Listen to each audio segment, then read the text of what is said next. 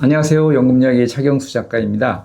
상법 개정, 배당소득세 분리과세 같은 호재로 최근 3개월간 30% 넘게 상승했던 코스피가 오늘 3.88% 하락했습니다.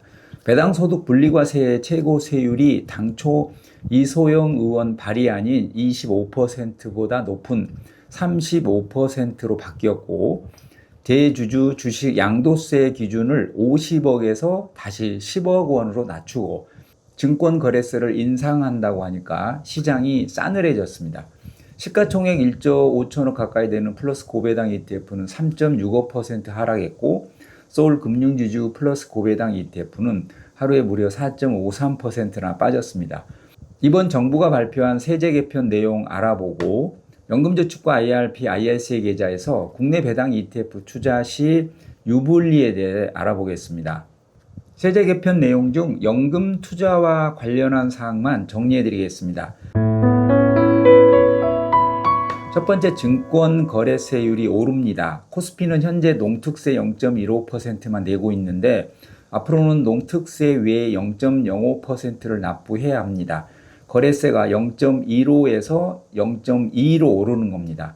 코스닥은 기존 0.15에서 0.22로 오릅니다.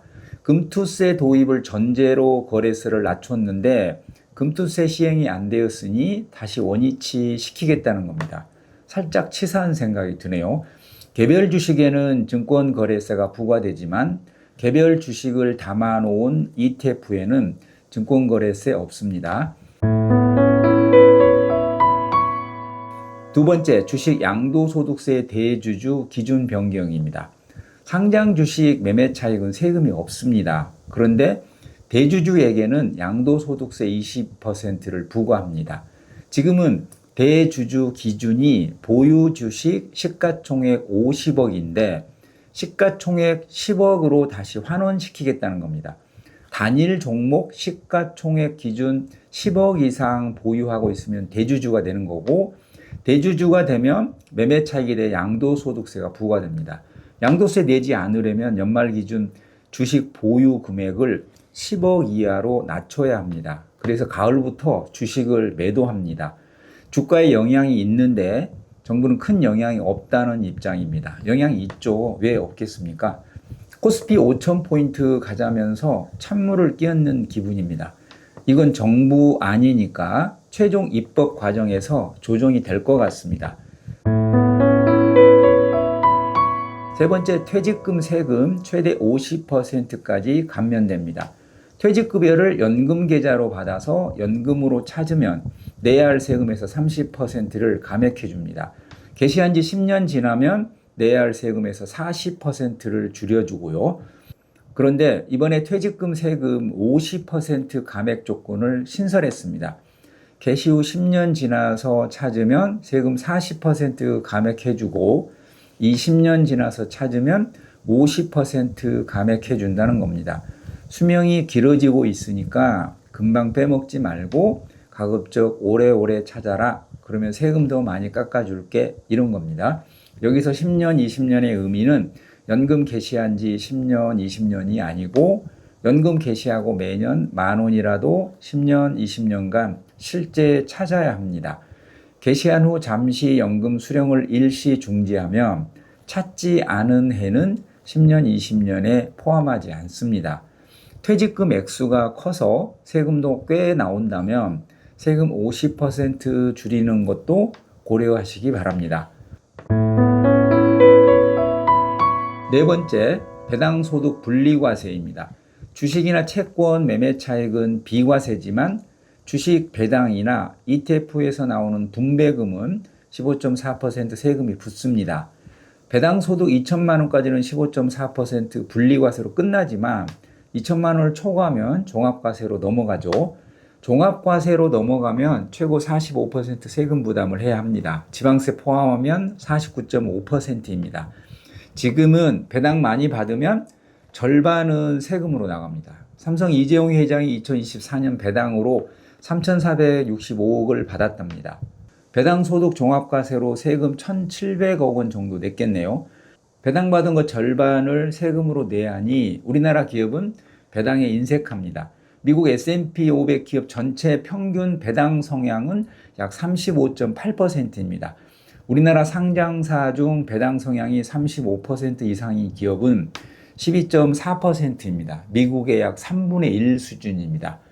여기서 배당 성향이란 단기 순이익 중 배당금으로 나간 비중을 말합니다. 예를 들어 단기 순이익 200억인데 70억을 배당했다면 70억 나누기 200억은 35%입니다.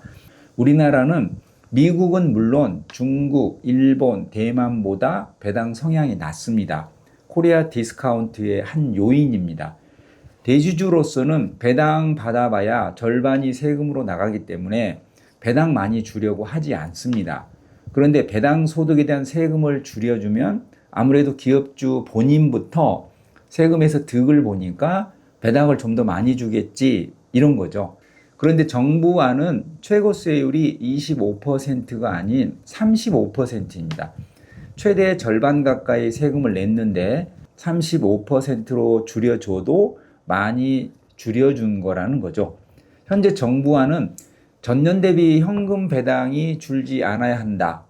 그리고 배당 성향 40% 이상 또는 배당 성향 25% 이상이고 직전 3년 대비 5% 이상 배당이 증가해야 한다. 이 조건에 해당하는 기업에서 받은 배당금은 아무리 금액이 커도 종합과세하지 않고 분리과세로 끝내주겠다는 겁니다.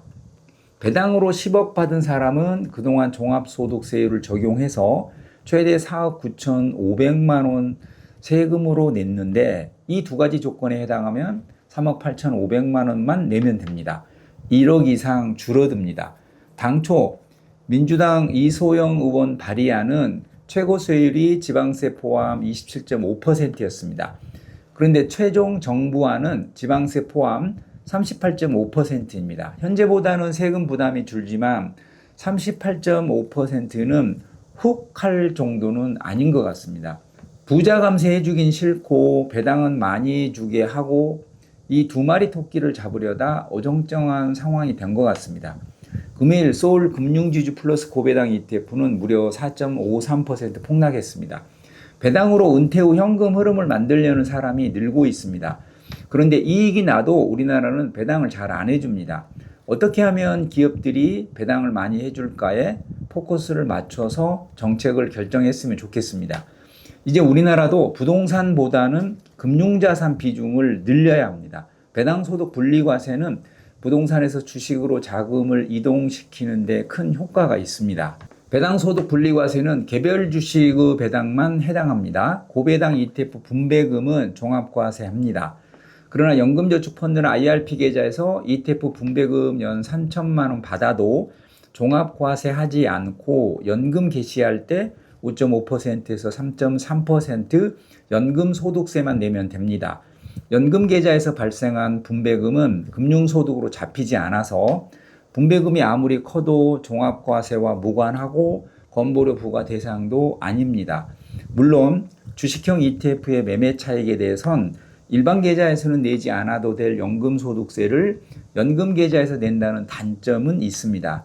그래도 연금 계좌가 세액공제와 과세이연 효과, 금융소득으로 잡히지 않는다는 장점이 있어서 누군가에겐 장점이 더 큽니다. 국내 ETF 중 춘자산 2천억 이상 고배당 ETF는 플러스 고배당 ETF, 타이거 은행 고배당 플러스 탑10, 서울 금융지주 플러스 고배당 ETF, 코덱스 고배당주가 있고 타이거 코리아 배당 다우존스 ETF는 고배당과 배당 성장 두 마리 토끼를 잡겠다는 목표로 최근 출시한 한국형 슈드 종목입니다.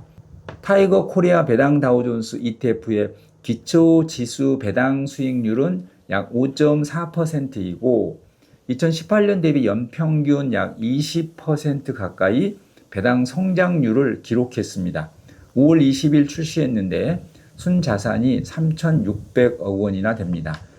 여러 가지 기대감으로 플러스 고배당주 ETF는 최근 3개월 수익률이 27.88%, 서울 금융지주 플러스 고배당 ETF는 31.85%, 타이거 은행 고배당 플러스 탑10은 25.21%입니다.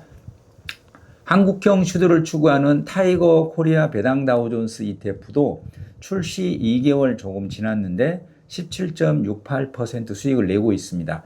고배당 ETF는 금융주 비중이 가장 높습니다. 국내 배당 ETF 모두 단기간에 워낙 많이 올라서 부담스럽지만 배당을 목적으로 멀리 보고 연금 계좌에서 장기 투자하겠다면 관심 가져보시기 바랍니다. 성투하시기 바랍니다. 연금이야기 차경수 작가였습니다.